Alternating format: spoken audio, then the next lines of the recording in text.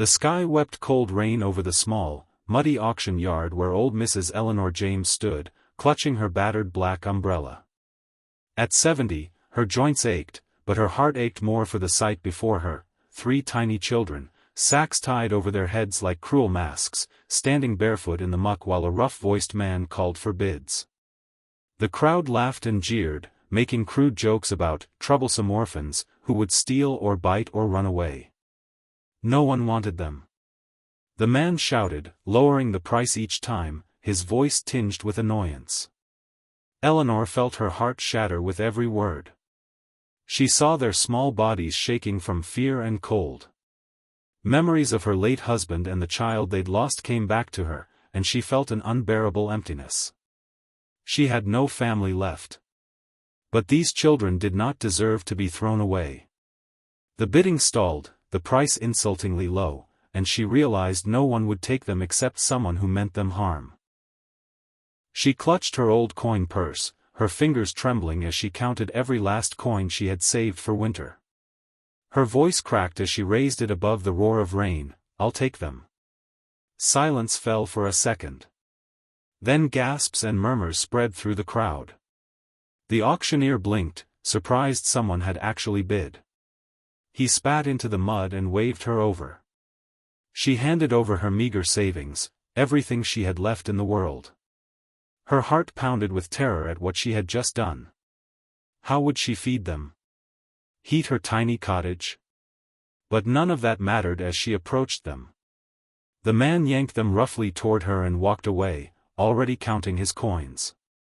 The children huddled together, heads still covered, small shoulders shaking violently. Eleanor fell to her knees in the mud beside them. She reached out carefully, voice cracking with tears she couldn't hide. "It's all right. Don't be afraid. You're coming home with me now." The rain poured harder, soaking her clothes and hair. But she felt strangely warm inside as she gently took the smallest child's hand. She stood slowly, guiding them out of the crowd, ignoring the whispers behind her. She would not leave them here to be sold like animals. She had chosen them. And somehow, she hoped, they would choose her too. The wind howled through the narrow dirt path as Eleanor James led the 3 small figures away from the auction yard. Night had fallen quickly, bringing a biting cold that cut through her threadbare coat. The children shuffled behind her in silence, the burlap sacks still tied firmly over their heads. She could see their thin legs trembling, hear their labored, frightened breaths, but they wouldn't speak or lift their heads. Eleanor slowed her steps, turning to them with as gentle a voice as she could muster. "Please, little ones, you can take those off now. No one will hurt you anymore." But they just stood there, unmoving, silent as statues carved from fear. She felt tears pricking at her eyes, but she forced them back. She had to be strong. They continued walking, the wind whipping so hard it rattled the branches overhead. She kept talking to them, trying to fill the dreadful silence. "I have a fire at home. A warm meal. You'll have beds. No one will ever yell at you or sell you again. You'll see," but her voice felt small and unconvincing against the wind.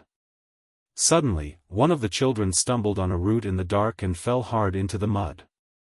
He let out a high, sharp cry of pain that cut through the night. Eleanor rushed to him, reaching out with shaking hands. "It's all right, darling, let me help you up." But he scrambled away from her touch, arms flailing, sobbing behind the sack.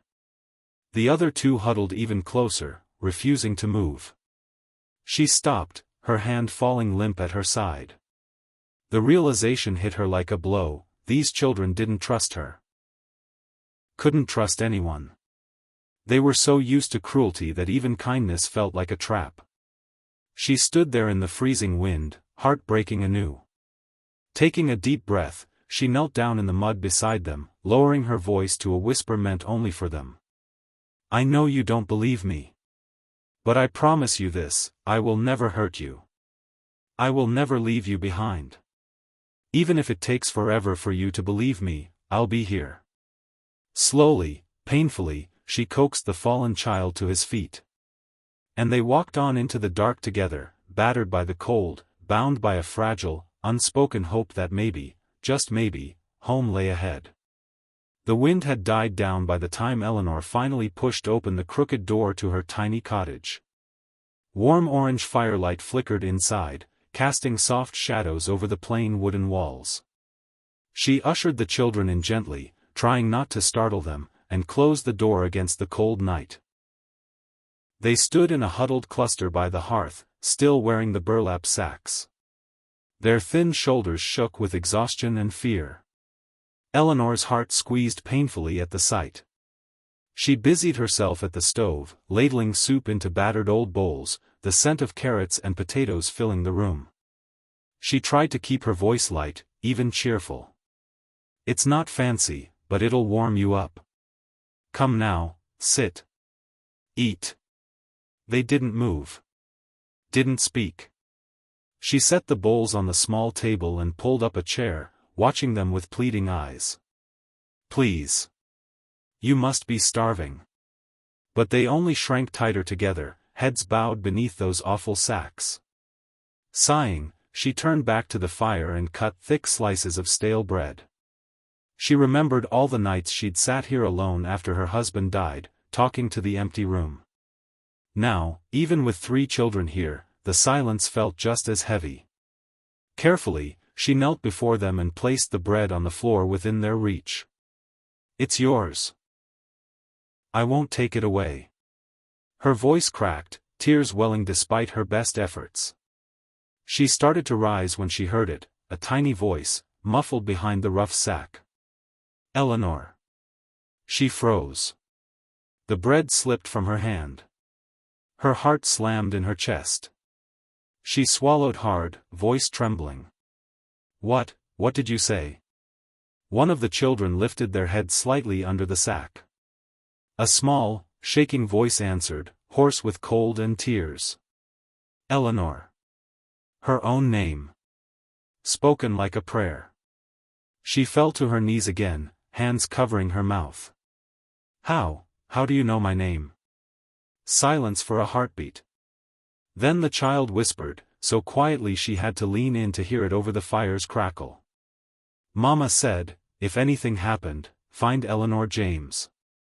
She will save you." The words shattered her. Tears spilled freely down her face. She reached out, but stopped short of touching them, afraid to break the fragile moment.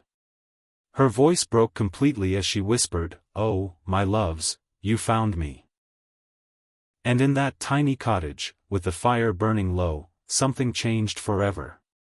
Morning broke gently over Eleanor's small cottage, filling the room with soft golden light that spilled across the wooden floor. The fire had burned down to warm embers.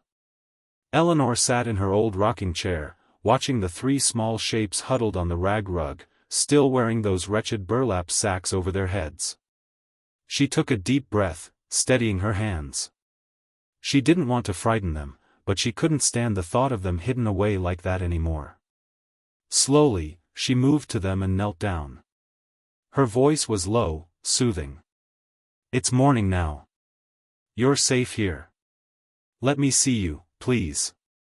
Her fingers worked gently at the rough knots. One by one, she slipped the sacks off. Tear-stained, dirt-smeared faces blinked at the warm light. Their eyes were wide with terror and exhaustion. Matted hair clung to their foreheads. Eleanor's chest clenched painfully at how small they were, how young. She didn't flinch. She didn't recoil. Instead, she smiled through tears that blurred her vision. "Look at you, you're beautiful." She guided them carefully to a basin of warm water. They didn't fight her. She washed their faces and arms, scrubbing away the grime with gentle strokes. They flinched at first but then went still, letting the warmth soothe them. She hummed a lullaby she hadn't sung in years. She dried them off with an old towel, wrapped them in clothes she'd kept packed away in a trunk, things from her own lost child. They were a little big but clean and soft. When they were finally clean and dressed, the smallest one suddenly let out a wail and threw tiny arms around Eleanor's neck. The other two followed, clinging to her desperately. They sobbed into her shoulder, years of terror and grief pouring out all at once. Eleanor's arms closed around them, shaking. She pressed her face into their hair and wept too. "You're safe," she choked out between sobs. "You're safe. You're mine now. No one will ever take you away." They didn't answer except to hold her tighter. And in that moment, as the morning sun warmed the tiny cottage, Eleanor realized her heart wasn't empty anymore. She was a mother. At last. The sun shone brightly over Eleanor's little cottage, casting warm light on the garden out front where rows of flowers stretched in fresh, eager color. Birds chirped in the trees overhead, their song dancing on the breeze. Eleanor knelt in the soft soil, her old dress dusted with dirt, sleeves rolled up. Beside her, the three children giggled as they clumsily patted soil around tender green shoots.